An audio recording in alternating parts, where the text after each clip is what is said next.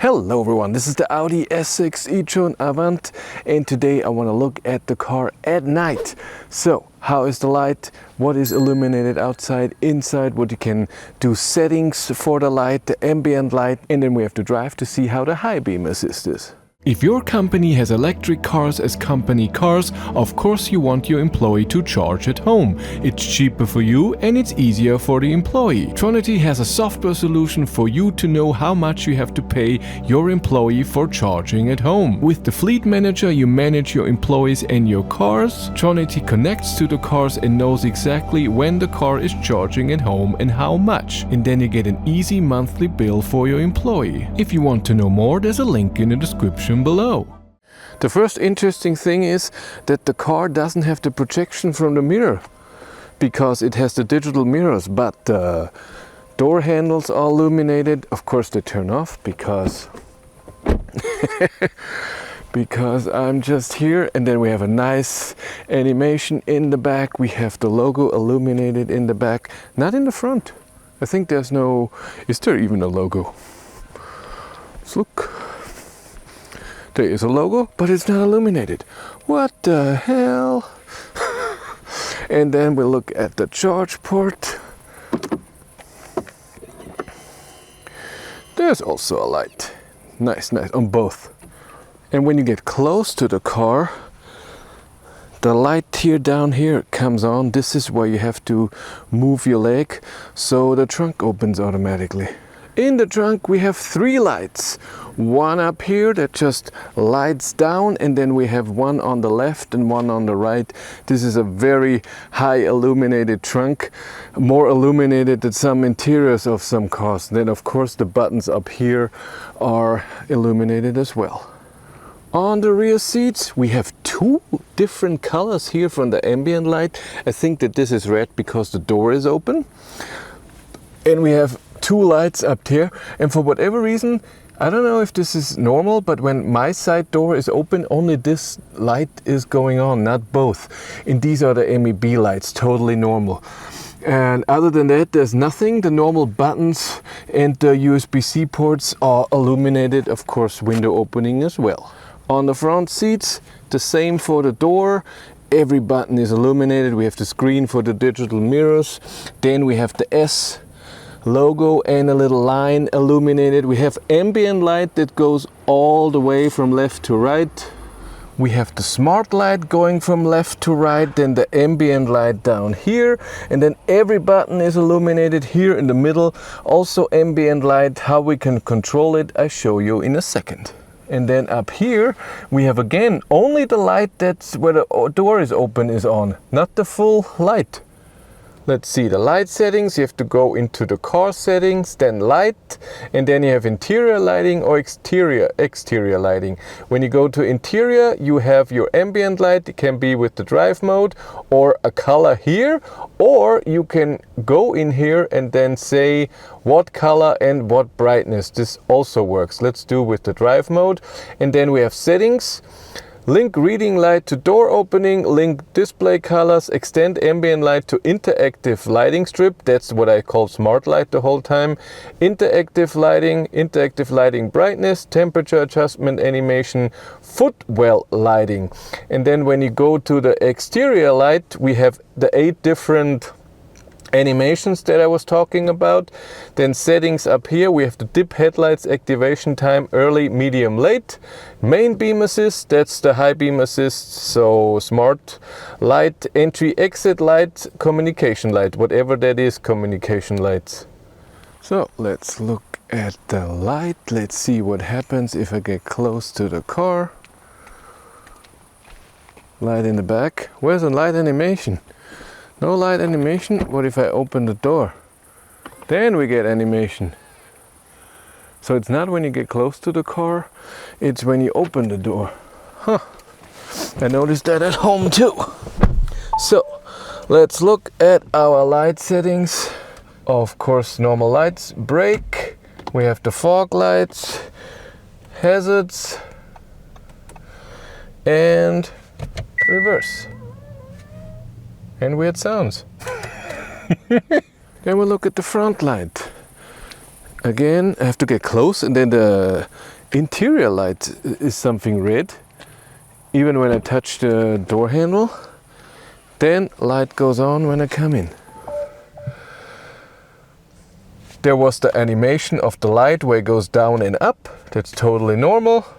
We have off, day driving lights, normal lights. We have fog lights in the front.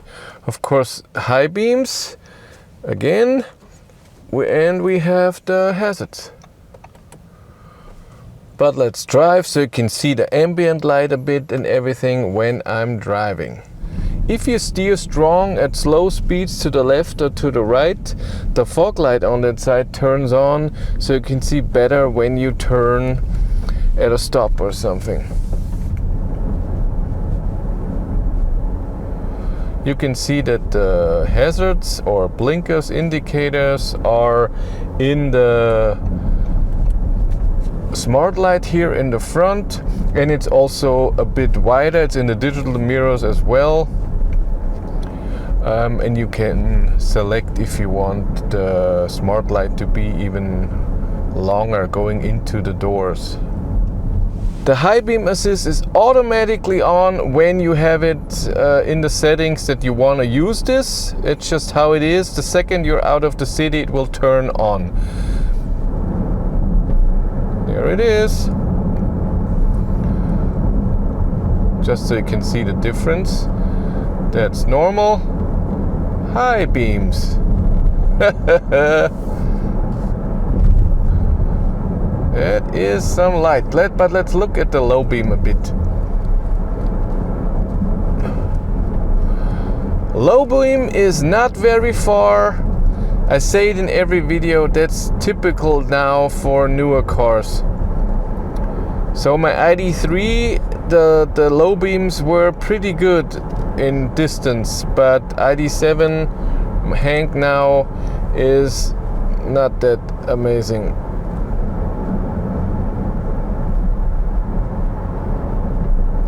Huh, why does it turn off here? 70, and now it turns back on. Is it because I was driving slower than 60? I wasn't driving slower than 60. Oh, we have to see the matrix light. That's true, it's the first car that's coming.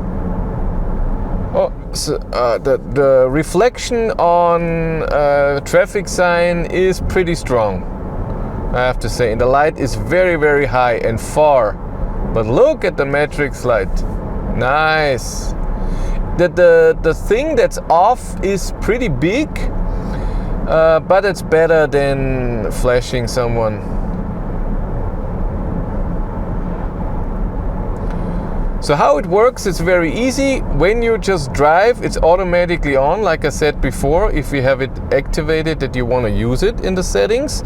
And then when I push the light switch away from me, the normal high beams are on, and then if I push it towards me, they're off. If I push it away from me again, the auto light is on. And if I put it towards me when it's on, the auto light is completely off. So there's no high beams. Nice. It takes a bit till the light goes back on. It takes a second or so, but it's okay.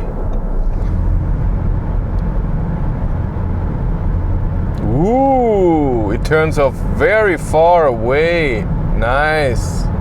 Let's see, the car is far away when it turns off the high beams. Yeah, not as far as BMW, but still. And it looks like it didn't narrow it even when the car was far away. It's like it's a programmed size of what it turns off. The positive of the size when it's always the same is of course that it's not flickering where it changes the size the whole time. So it's just one size and done. That's nice.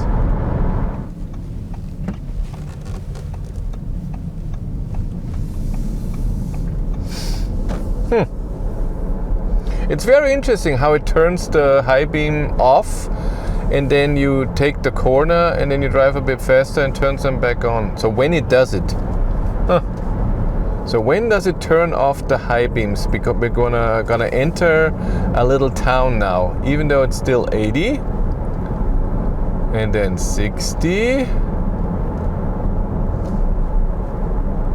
But in a second it's a town.